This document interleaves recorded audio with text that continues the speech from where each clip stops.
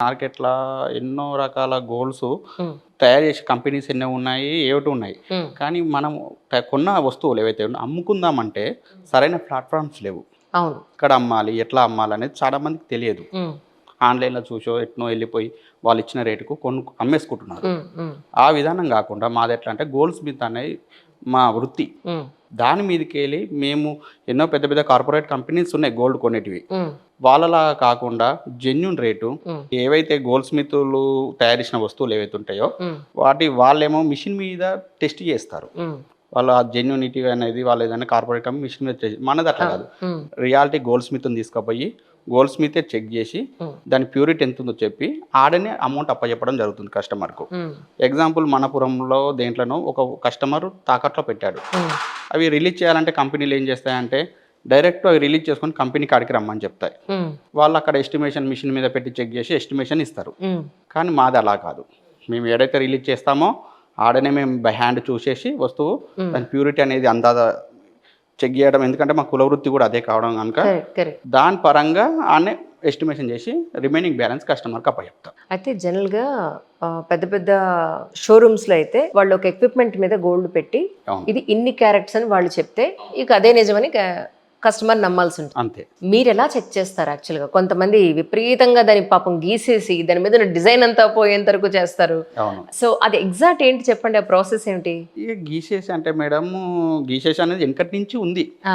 మన వెనకటి తరంలో ఏముండేనంటే గోల్డ్ మిషన్‌లు లేకుండే. హ్మ్. అప్పుడు గీసి దాని మీద ఒక లిక్విడ్ ఏస్తే దాని ప్యూరిటీ అనేది అందాజ గెస్ చేసేవాళ్ళు. రైట్. ఇప్పుడేమైందంటే ఈ కంపెనీలు కార్పొరేట్ కంపెనీస్ ఏవైతే గోల్డ్ బయింగ్‌కొచ్చాయో హ్మ్. డైరెక్ట్ మిషన్స్ అయిపోయినాయి. హ్మ్.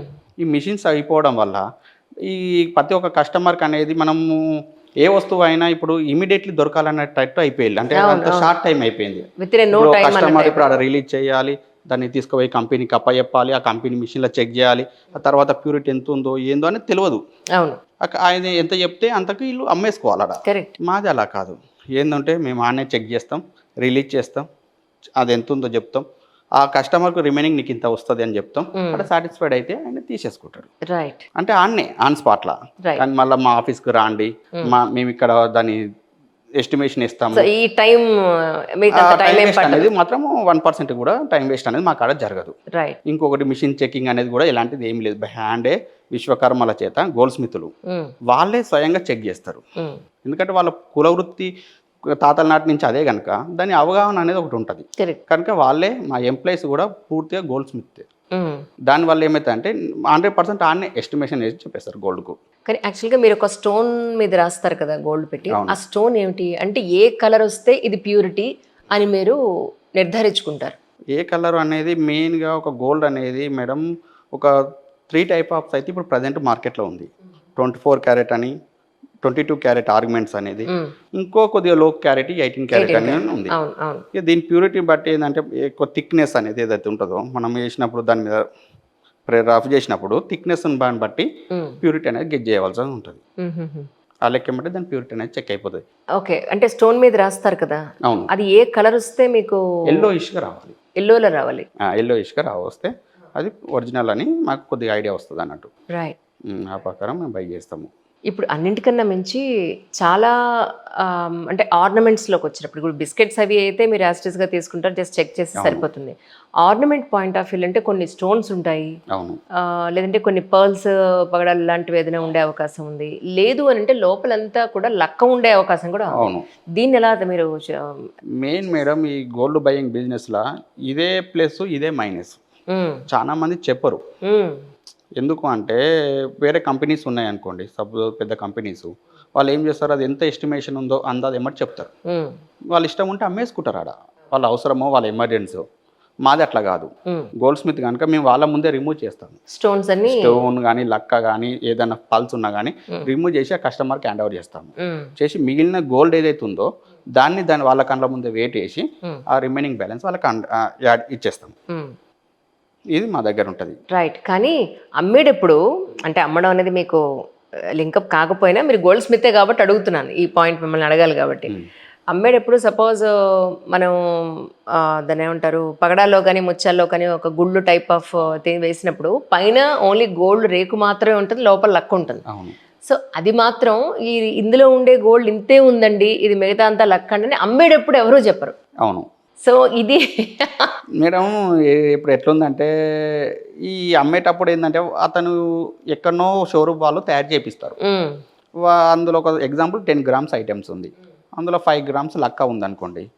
ఆ 5 గ్రామ్స్ గోల్డ్ కిందికి వస్తుంది షోరూమ్ వాళ్ళు. ఉమ్, కొన్ని షోరూమ్లో వాళ్ళే కొన్ని ఐటమ్స్ ఏమో ఎక్స్ప్లెయిన్గా బయటికి కనబడతాయి, ఉమ్, కొన్ని కనబడాయి. అవును కొన్ని ఐటెంలో లక్క బయటికి కనబడుతుంది, అవును కొన్ని ఐటమ్స్లో స్టోన్స్ బయటికి కనబడతాయి. కరెక్ట్. ఆ స్టోన్ లెంత్ ఎంత ఉంది, దాని విడ్త్ ఎంత, దాంట్లో ఎంత పడుతుందని తెలియదు. ఉమ్, ఈ బయ్యర్స్ కూడా ఇందులోనే ఎంత ముందుకు చెప్పినట్టు ప్రాఫిట్ ఇందులోనే ఉంటుంది, లాస్ ఇందులోనే ఉంటుంది. అంటే ఉమ్, ఎగ్జాంపుల్ ఒక దాంట్లో ఒక ఐటెం ఇచ్చారు కస్టమర్. మొన్ననే ఒక జూబ్లీస్లో ఒక సార్ దగ్గర కొన్నాను. ఆ సార్ది లాంగ్ 270 గ్రామ్స్ ఉమ్, నెక్ది తీసుకున్నాము. ఒక 70 గ్రామ్స్ లక్క ఉందని తీసేసాము మేము, లక్క ఉందని. ఓకే. దాన్ని పలగొడితే 20 గ్రామ్స్ లక్క ఉంది. ఓ మై గాడ్, ఆ, ఓ మై గాడ్. అది ఏడగొన్నారంటే ఒక పెద్ద మంచి షోరూమ్ పేరు చెప్పారు సారు. ఉమ్, సార్ ఏమంటాడు, నేను కొన్నాను అయిపోయింది, మీకు ఇచ్చేసాను అయిపోయింది అవును ఆడికే. అవును. ఇక అది అది ఏమైందా, అది గోల్డ్ ఇంకా ఎక్కువ లక్క వచ్చిందా నాకు సంబంధం లేదంటారు. ఉమ్, అంటే ఇది అందా ఎస్టిమేషన్ మీద డేరింగ్ బిజినెస్. దానికన్నా ముందే వాళ్ళ ముందే మెల్ట్ చేసేయడం బెటర్ ఏమో. ఎందుకంటే ఇప్పుడు ఆ కస్టమర్ వాళ్ళ ముందు మెల్ట్ కొందరు ఒప్పుకోరు. కరెక్ట్. ఇప్పుడు మనం ఇంటికి పోయి కూడా బై చేస్తాము. అవును ఆ సార్ వాళ్ళు ఎవరైనా ఉంటారు, ఒక రమ్మంటారు ఇంటికి, అవును. మా పలానా ఇంటికాడ మాకు ఇంత ఒక మ్యారేజ్కి అవసరం అనుకుంది, మాది మా పిల్లది పెళ్ళికి ఉంది, కొద్దిగా గోల్డ్ ఉంది తీసేయాలని చెప్తారు. ఉమ్, ఇంటికి పోయినప్పుడు ఐటెం చూసినప్పుడు మంచిగానే ఉంటుంది, ఉమ్, లోపల అనేది లక్ అనేది బాగా ఉంటుంది. రైట్. అప్పుడు వాళ్ళు అది యాక్సెప్ట్ చేయరు. షోరూమ్ బిల్స్లో ఏముంటుంది, చాలా తక్కువ వేస్టేజ్ ఉంటుంది, అవును కానీ అది మనం రిమూవ్ చేస్తే ఎక్కువ వేస్టేజ్ పోతుంది. అవును. అండ్ ఇందులో ప్రాఫిట్ కూడా ఉంటుంది. అంటే కొందరు మనం ఎగ్జాంపుల్ స్టోన్ వేస్టేజ్ తక్కువ ఉందని తీసాము, ఒక్కోసారి 2-3 గ్రామ్స్ హెవీగా కూడా వస్తుంటుంది కరెక్ట్. గోల్డ్. అవును. కాకపోతే ఎక్కువ శాతం ఏమైతే అంటే ఇలాంటి పెద్ద పెద్ద షోరూమ్లలో పెట్టే లక్క గిట్ల అనేది వాళ్ళ బిజినెస్ చాలా ఇదవుతుంది, ప్రాబ్లం జరుగుతుంది. కానీ మీరు డైరెక్ట్గా కస్టమర్ దగ్గరికి వెళ్ళినప్పుడు అక్కడ మీరు మెల్ట్ చేసి లేకపోతే వాళ్ళ ముందే కట్ చేసి ఇగోండి లక్ ఎంత ఉంది, గోల్డ్ ఎంత ఉందని చూపించే అవకాశం లేదా మీకు? ఉంటుంది, 100% ఉంటుంది. కాకపోతే కస్టమర్ అది యాక్సెప్ట్ చేయాలి. ఉమ్, ఇప్పుడు బయటి కంపెనీలకు మాకున్న తేడా అదే. మేము చెప్పేది ఏంటి అంటే డైరెక్ట్ కస్టమర్ ఇంటికే వస్తాము, ఇంటికాడనే మీ కండ్ల ముందే స్టోన్స్ రిమూవ్ చేస్తాము, ప్లస్ ఆ లక్క రిమూవ్ చేస్తాము, ఐటెం ఎంత వెయిట్ ఉందో అంత ఇస్తాము. వాళ్ళకి నచ్చితేనే అది బై చేస్తారు, లేదంటే నో ప్రాబ్లం. ఇక బయట కంపెనీస్ ఎట్లా రావాలి, వాళ్ళే తీసుకుపోవాలి, వాళ్ళ మిషన్ మీద చెక్ చేయించుకోవాలి, వాళ్ళే. అది అట్లా కాదు, మాది హోమ్ డెలివరీ, హోమ్ సర్వీస్ ఉంది. కానీ ఒక గోల్డ్ ఒక షోరూంలో కొన్నప్పుడు వాళ్ళు 22 క్యారెట్ అనే ఆర్నమెంట్లో మనకు చూపిస్తారు. అదే గోల్డ్ మళ్ళీ మనం ఎక్స్చేంజ్ చేయడానికి వేరే షోరూమ్కి వెళ్తే ఇది 22 లేదండి, ఇది 20 ఉంది లేదా 18 ఉందని చెప్తారు. అవును. ఆ మిషన్లో పెట్టినప్పుడు మళ్ళీ 22 అని ఎలా చూపిస్తుంది? అంటే వీళ్ళు ఫిక్స్ చేసి పెట్టేస్తారా ఏంటి, ఏం జరుగుతుంది అక్కడ ఎగ్జాక్ట్గా? మిషన్స్ని మనం అంటే మిషన్స్ని ఇప్పుడు ప్రతి ఒక్క దగ్గర అది ఏంటో దాంట్లో చిన్న లోపం ఉందన్నట్టు మేడం, ప్రతి బిజినెస్లా దీంట్లో కూడా ఏదో చిన్న లోపం మాత్రం ఉంటుంది. ఉండదు అయితే ఏదన్నా మనిషి చేసేదే కాబట్టి మనిషే మోసం చేస్తున్నాడు ఇక్కడ అల్టిమేట్లీ. 100% మేడం. ఇక ఏ ఒక మిషన్ మీద 22 వచ్చి మిషన్ మీద 18 వచ్చిందంటే ఏదో ఒక మిషన్ కరెక్ట్ చెప్పినట్టు, ఒక మిషన్ తప్పు చెప్పినట్టు. కరెక్ట్. దాని ప్రకారం మిషన్స్ అనేది కరెక్ట్ కాదనంటే. అవును అవును. ఇక మేమేమున్నా గోల్డ్ స్మిత్ కాబట్టి ఈ మిషన్ మీద ఆధారపడకుండా డైరెక్ట్ మేమే ఇది ఇంత ప్యూరిటీ ఉంది, ఇది పలానా వ్యక్తి దగ్గర కొన్నారు, పలానా షోరూంలో చేయించిళ్ళు, దాని మీద ఈ బిఐఎస్ హాల్ మార్క్ ఉంది, 916 ఉంది అని కస్టమర్కి చూపించి అదే రేటుకి కొంటాం. రైట్. ఇక అది లాస్ అయినా ప్రాఫిట్ అయినా కస్టమర్కి షో చేసి ఆనే బై చేసి వెళ్ళిపోతాం. రైట్. ఇక నీ మిషన్ మీద పెట్టినాం, మిషన్ ఇది ఇంత చెప్పింది, నీకు ఇంతే అమౌంట్ ఇస్తాను మాత్రం మా కాడ లేదు. అంటే నేను వినియోగదారుల పాయింట్ ఆఫ్ వ్యూలో మాట్లాడుతున్నానండి, తప్పుగా అనుకోవద్దు.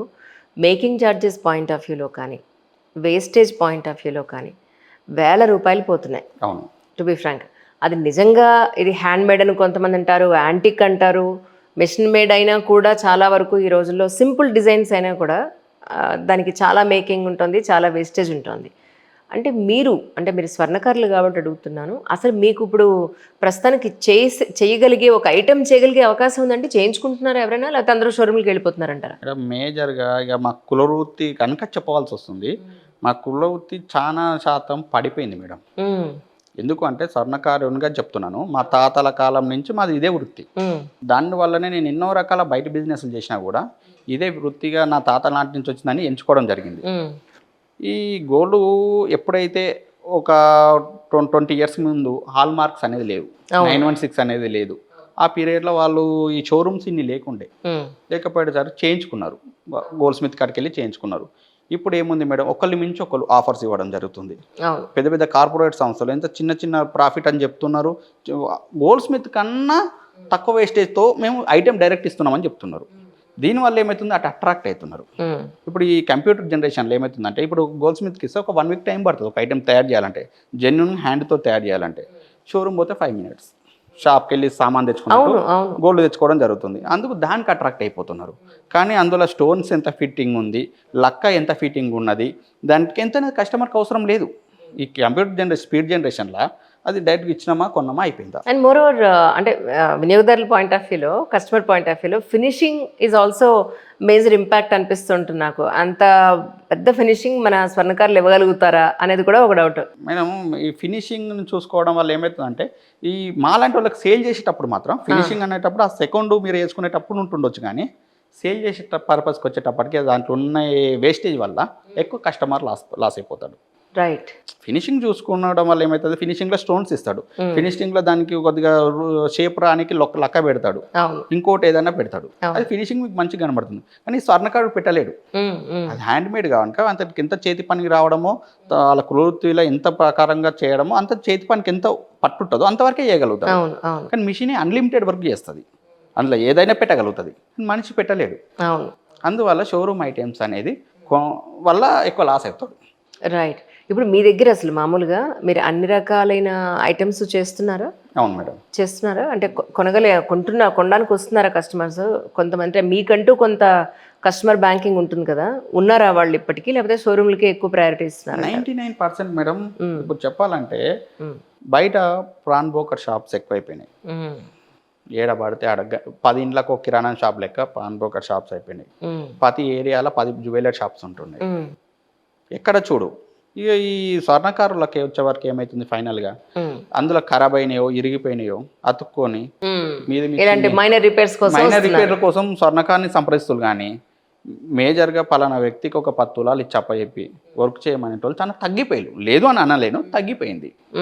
అది తగ్గిపోవడం కారణం ఈ బయటి వ్యవస్థ రావడం, కార్పొరేట్స్ జ్యువెలర్స్ రావడం వల్ల తగ్గిపోయింది. ఈవెన్ సిల్వర్ కూడా, ఇప్పుడు నేను ఒక షోరూంలో సిల్వర్ ఒక ఐటెం కొన్నాను, అది కూడా దానికి స్టోన్స్ అవి లేనివే అనుకోండి. మీరు సపోజ్ మనం దాన్ని ఏమంటారు, కలసం చెంబే అనుకుందాం. కొన్నప్పుడు వాడు ఒక రేటుకి అమ్ముతాడు. అవును మేడం, ఇది 90% ప్యూరిటీ అండి సిల్వర్ మీకు అని ఇస్తాడు.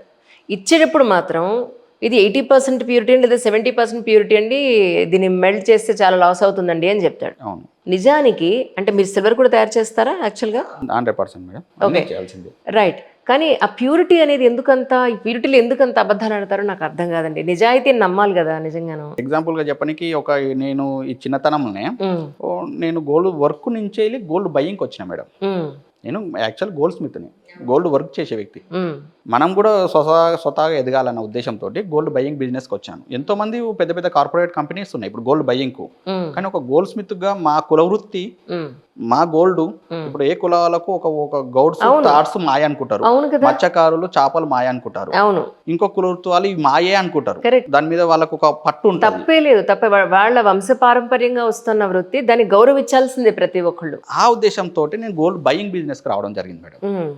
ఎందుకు ఇక అసలు ఈ వయసులో బయ్యింగ్ ఎందుకు అని అంటే, ఎవరు కుల వృత్తి వాళ్ళు ఎంచుకుంటున్నారు. నా కుల వృత్తిలో నా గోల్డ్కి సంబంధించింది, ఇది నా వృత్తి ఎందుకు కాదనే ఉద్దేశంలోనే నేను గోల్డ్ బయ్యింగ్ బిజినెస్కి వచ్చిన. కరెక్ట్. తీసుకున్నదంతా మళ్ళీ మీరు మెంట్ చేయాల్సిందేగా? ఇమీడియట్లీ మెంట్ చేయాల్సిందే. ఇమీడియట్లీ ఎందుకంటే మేడం, నేను పెద్ద కంపెనీస్ కాదు. ఏం చేస్తారు మెంట్ చేసిన వచ్చిన గోల్డ్ అంతా? మార్కెట్కి వెళ్ళిపోతుంది. మన హైదరాబాద్లో ఎంతో గోల్డ్ మార్కెట్స్ ఉన్నాయి, ఒక 4-5 సికింద్రాబాద్లో, హైదరాబాద్లో, నాంపల్లిలో, ఎక్కడెక్కడో గోల్డ్ మార్కెట్స్. నేనేమనుకున్నా అంటే మీరు ఆర్నమెంట్ చేసి మీరేమన్నా సేల్ చేసుకుంటారేమో అని అనుకుంటున్నా. అలా చేయట్లేదు అయితే? ఇక అలా ఆర్నమెంట్ తయారు చేసి అంటున్నారా? అవసరం ఉన్నప్పుడే అది అవసరం పడుతుంది మనకు. ఎంత కస్టమర్కి ఏదన్నా రిక్వైర్మెంట్, ఇప్పుడు ఒక కస్టమర్ ఒక ఐటెం అమ్మాడు, అదే ఐటెం ఇంకో కస్టమర్కి అవసరం ఉందనుకోండి, ఇదే ఐటెంకు అటు పంపించగలుగుతాం, ఐటెం టు ఐటెం. అప్పుడు తరుగు, వేస్టేజీ, స్టోన్స్ అనేది తగ్గుతుంది. మాదే వాళ్ళ ఎవరు యాక్సెప్ట్ లేదనుకోండి, ఐటెం మేము దగ్గర పెట్టుకుంటే రేపటి బిజినెస్ కాదుగా మేడం. మరి పెద్ద కంపెనీస్ కావు హోల్సేల్గా గోల్డ్ ఉండడానికి. ఈరోజు ఎంత కొన్నామో అంతమంది మెల్టింగ్ చేస్తే మళ్ళీ రేపటి నాటికి మనీ ఉంటుంది. అది ఏ రోజు ఆ రోజే మెల్టింగ్ జరిగిపోతుంది. జనరల్గా ఎవరైనా సరే ఈ గోల్డ్ ఐటెం అమ్మాలి అని అంటే వాళ్ళ మీ దగ్గరికి రావచ్చు, లేదా ఎక్కడైనా వాళ్ళు కుదవ పెట్టుండి దాన్ని విడిపించుకోలేని పరిస్థితులు ఏమైనా ఉంటే మీ దగ్గరికి రావచ్చు. లేదు స్వర్ణకారులు కాబట్టి మాకు ఐటెం కావాలి అని చెప్పని తయారు చేయించుకోవాలి అని అంటే మీ దగ్గరికి రావచ్చు. ఇంక ఏ విధంగా రావచ్చు మీ దగ్గరికి? ఇంకా ఏ విధంగా అంటే మేడం, మాదైతే మేజర్గా గోల్డ్ బయ్యింగ్ బిజినెస్ మేడం. ఇప్పుడు ఒక వ్యక్తి తన ఇంట్లో గోల్డ్ ఉంది, ఆ గోల్డ్ అనేది అమ్మాలనుకుంటున్నాడు, ఏది జెన్యునో తెలియదు అంటే మమ్మల్ని పిలుచుకోవచ్చు. ఓ, మేము డైరెక్ట్ సో ఇది ప్యూరిటీయా కాదనేది కూడా మీరు చెక్ చేసి చెక్ చేస్తాం. ఇంటికి పిలుచుకోవచ్చు, వాళ్ళకి జెన్యున్ అనిపిస్తే మాకు సేల్ చేయొచ్చు ఆన్నే. లేదు అన్నప్పుడు నో ప్రాబ్లం. మనమైతే ఇప్పుడు ఏ వ్యక్తి అయితే గోల్డ్ అమ్మాలనుకుంటో బ్యాంకుకి వెళ్తాము, ముత్తూట్ మనపురం సంస్థలు ఏవైతే ఉన్న వాటికి వెళ్తాము, ప్రాన్ బ్రోకర్ షాప్కి వెళ్తాము, కస్టమర్ హౌస్కి వెళ్తాం, హౌస్కి వెళ్ళి బై చేస్తాము. ఏది ఉన్నా ఎవరి దగ్గర బై చేసినా కూడా 100% జెన్యునా కాదని చూసే బై చేస్తాం మేడం. ఇది కూడా ఒకటి మేజర్. ఇప్పుడు ఏమవుతుందంటే మార్కెట్లో ఫేక్ గోల్డ్ ఒకటి ఎక్కువైపోయింది, థ్రెడ్ గోల్డ్ ఎక్కువైపోయింది. థ్రెడ్ గోల్డ్ అంటే చోరీ. అచ్చా, ఓకే ఓకే. ఇప్పుడు మా కంపెనీ ఉంది, మా కంపెనీకి ఎవరో ఒక అన్నోన్ పర్సన్ వస్తాడు. ఇప్పుడు ఎక్కడనైనా మేడం, అవును, ముత్తూట్ల మనపురంలా కానీ పేర్లు చెప్పొద్దేమో కానీ వేరే కంపెనీలల్లో ప్రాన్ బ్రోకర్ షాప్లలో కానీ కుదబెట్టేటప్పుడు జస్ట్ ఆధార్ కార్డు కూడా చూడకుండా కూడా కుదబెడుతున్నారు. Oh my God. ఇప్పుడు ఆధార్ కార్డు కూడా నిజమో కాదో చెప్పలేని పరిస్థితులు ఉంది. ఆ కస్టమర్ ఆడ ఒక 10 తులాస్ కుదబెట్టాడు. కస్టమర్ మాకు కాల్ చేసి, సార్ నా పలానా ముత్తూట్లు ఉంది, పలానా బ్యాంకులు ఉందని చెప్తాడు. చెప్పినప్పుడు ఈ బ్యాంకులో ఉన్నప్పుడు బ్యాంకులు పూర్తిగా వెరిఫికేషన్ చేసుకుంటారో లేదో తెలియదు మనకు. ముత్తూటు ఇంకో సంస్థలు పాన్ బ్రోకర్ వెరిఫికేషన్ చేసుకుంటారో లేదో తెలియదు. మనం బై చేస్తాం, ఎందుకంటే ఒక గవర్నమెంట్ సంస్థలు ఉంది కాబట్టి. గోల్డ్ అనేది ఒక గవర్నమెంట్ సంస్థలు ఉంది కాబట్టి ఆ గవర్నమెంట్ సంస్థ వాళ్ళు ఏం చేస్తున్నారు, వాళ్ళు లైట్ మీద డాక్యుమెంట్స్ తోటి కొనేస్తున్నాం, తాకట్లా పెట్టుకుంటున్నారు. అది కొన్ని రోజుల తర్వాత ఏమవుతుంది, అతను ఏమన్నా థ్రెడ్ చేసి ఏమన్నా చోరీ చేసుకొస్తే, అతను ఏమన్నా దొరికితే ఎవరి కమ్మీలు ఏ కంపెనీ కమ్మీలు అనే టాపిక్ వస్తుంది ఫైనల్గా. అప్పుడు వాళ్ళు మళ్ళీ అది మా దానికి వస్తుంది ఆ మ్యాటర్. పోలీస్ స్టేషన్ నుంచి వెళ్ళి మాకు కాల్ వస్తుంది, కాల్ వచ్చి పలానా వ్యక్తి కాడ బై చేశారంట అని వస్తుంది. ఇక చట్టాన్ని గౌరవించాల్సిందే. ఇచ్చి వాడు ఎంత అమ్మిండు ఏందనే దానికి మనం మూల్యం చెల్లించాల్సి వస్తుంది.